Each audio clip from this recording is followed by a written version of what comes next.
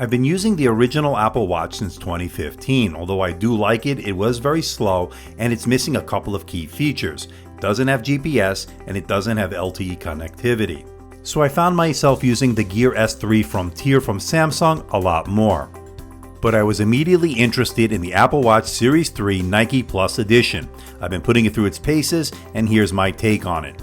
Hey everybody, this is Andrew from AMDtech, and this is the Apple Watch Series 3 Nike Plus Edition.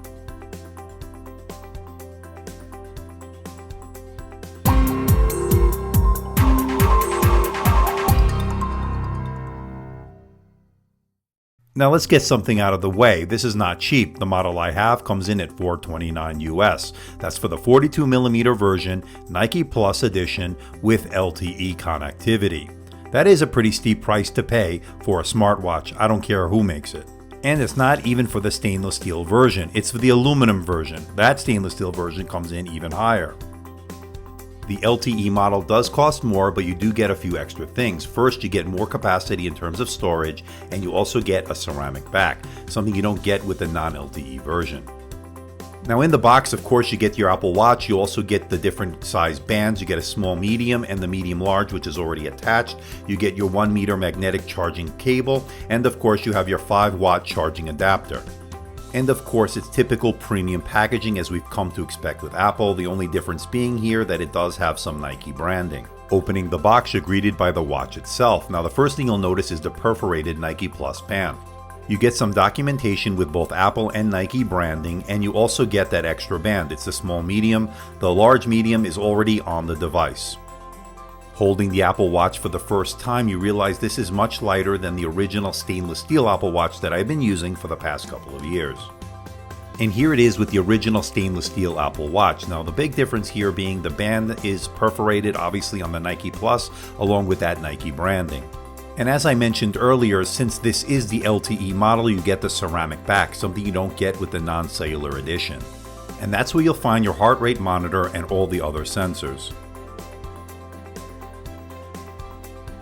And to signify this is the LTE model, the digital crown is red.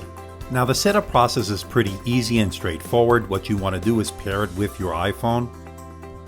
You align your iPhone camera with the watch and that's it. You're paired and ready to finish the setup process. And since this is the Nike branded version, they're going to offer you the Nike Run Club app, and it's pretty easy to download, and you don't need the Apple Watch Nike Plus Edition to use this app. It will work with any Apple Watch. Just download it from the App Store. And it allows you to customize your runs, allows you to choose which music you'd like to listen to during the run, and so forth. Very highly customizable and very Nike specific. Beginning workout. Time 1 minute 7 seconds. And with the Nike Plus version, you get Nike exclusive watch faces. Now the LTE model will cost you $10 a month depending on your carrier, and they will also offer you 3 months free depending on your carrier. Now I am using Verizon here in the US, and they did offer me 3 months free, but it is $10 a month thereafter. And just like the Samsung Gear S3 Frontier, it uses an eSIM and not a physical SIM. And here's something new. Siri can now speak as the speaker has been enabled. What's the time in New York? The time in New York City. New York is 6:51 p.m. And speaking of Siri, there's now a Siri watch face that is more akin to sort of the Google Now cards. Actually, I found that pretty useful. I need directions to the Bellagio Hotel and Casino.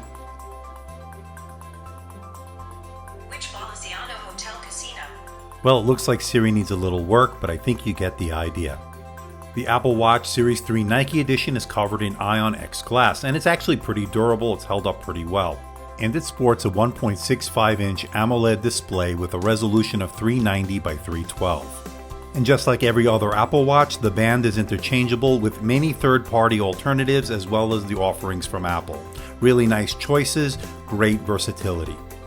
And having built-in GPS means you don't have to bring your iPhone in order to track your run. And after you're done with your workout, you can head to Starbucks and get your coffee, pay with the Apple Pay. You don't need your phone, don't need your wallet. That's pretty convenient. And you could also take your ear pods with you, and you can control your music through your Apple Watch No need to have the phone. And coming in an update in October sometime or later on this year, Apple Music will be coming to the Apple Watch independent of your phone. You can get it through your LTE. Not bad.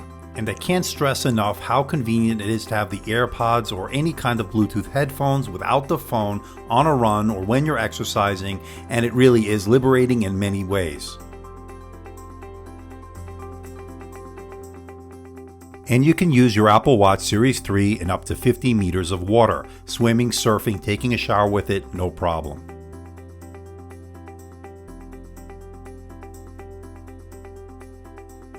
And being able to make and receive telephone calls without having your iPhone with you is really super convenient. I can't stress that enough. And since this has GPS, you can use Apple Maps for driving directions.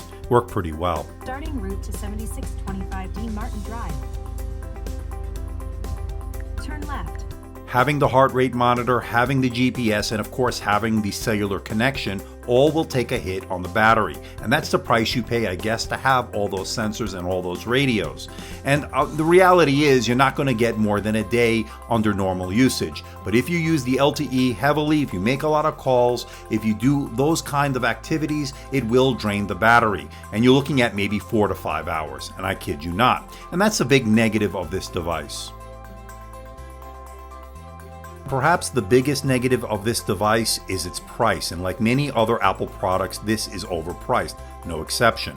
And at $429, you're only getting an aluminum 42mm with the LTE connectivity. If you want to step up to the stainless steel, if you want a more high-end premium version like the Hermes bands and so forth, then you're going to pay a big Apple tax. And that's just a negative in my book. But with price and battery issues aside, I think this is probably one of your best bets in terms of a smartwatch if you're in the market for one. And I say that because this is really not a necessity. I think the whole category of smartwatches is still not a necessity. It's more of a luxury kind of item, and this is no exception. But if you're in the market for a connected smartwatch with a fitness focus and you have $400 burning a hole in your pocket and you're heavily invested in the Apple ecosystem, this certainly is your ticket. So what do you think about the Apple Watch Series 3 Nike Plus Edition? I really do like it. I like the LTE. I like the fact that it has the GPS. I like the fact that you have cellular capabilities. No need to take your phone. No need to take your wallet with you when you're on a run or at the gym. You still can play some music. You can still do all you want to do in terms of working out, tracking the workout, and not have to rely on a connection to the phone. And the GPS worked really well. The LTE worked well. Making phone calls was really convenient, especially when you don't want to take your phone with you. But I'm curious to know what you think about the Apple Watch Series 3. Leave a comment in that comment section below. I am curious to know, have you picked one up? Are you considering the Nike version? I really do like it. I like the band on it. It's a very breathable band in terms of when you're sweating. It's actually a lot of air gets through there. There's good airflow. I think that's really good. If it's you're sweaty, you don't want the sweat to accumulate in or around the device. So I like those holes in it. I think that's a really good idea. But I'm curious to know what you think. Leave a comment in the comment section below. I really do like it. Now, I want to know, do you want me to do a comparison with one of my other favorite, probably my most favorite smartwatch of last year? It's the Samsung Gear S3 Frontier. A lot of the same features, the LTE connectivity, the Samsung Pay, all the things you want, the heart rate monitor, the GPS. Very good head-to-head in terms of comparison and specs and so forth.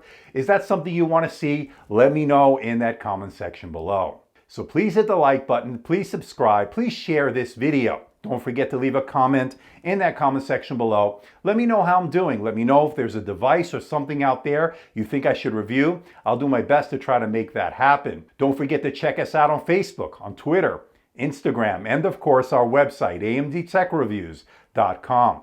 So until next time, this is Andrew from AMD Tech. See ya.